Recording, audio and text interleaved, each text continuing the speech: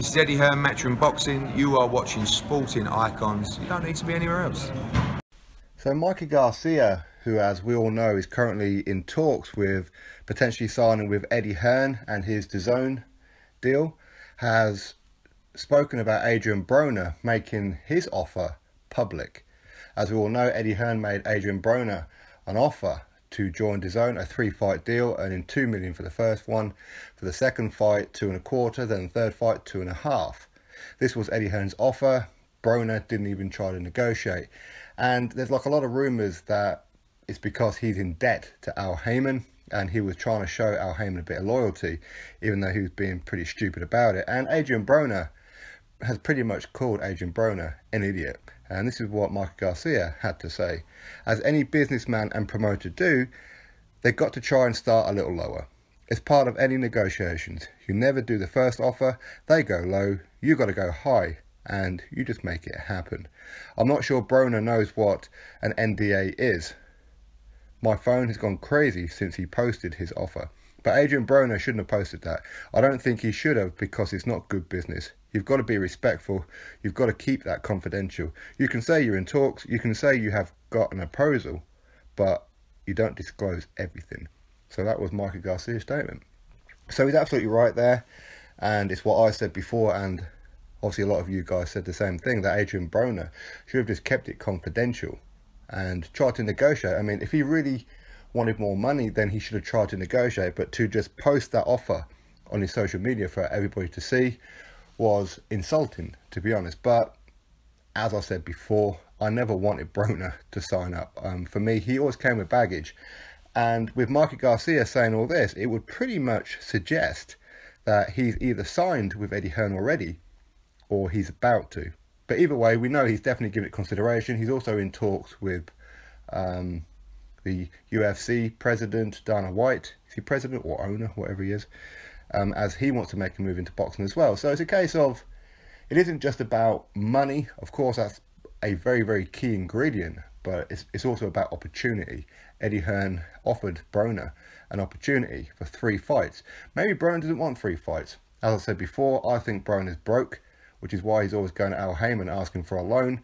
And clearly, Al Haymon is just bailing him out all the time. So he's got loyalty, no doubt. It's got nothing to do with anything other than that, in my opinion, and for the fact that Broner's got little man complex. He thinks he's a big I am. But as we all know, his career has taken a very downward spiral. And it's unfortunate because he's got all the talent in the world, but that is whatever that is. So Mikey Garcia is absolutely correct that Broner should not have disclosed exactly what was in that offer. But obviously with him, would he sign?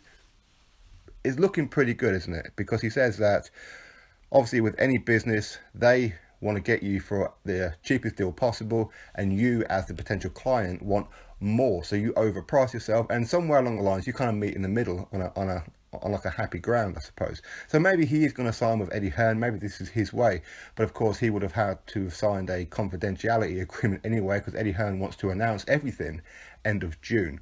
He may let 1 or 2 fighters here or there be announced, but he wants the bulk of them to be announced end of June, when DAZN in America goes live.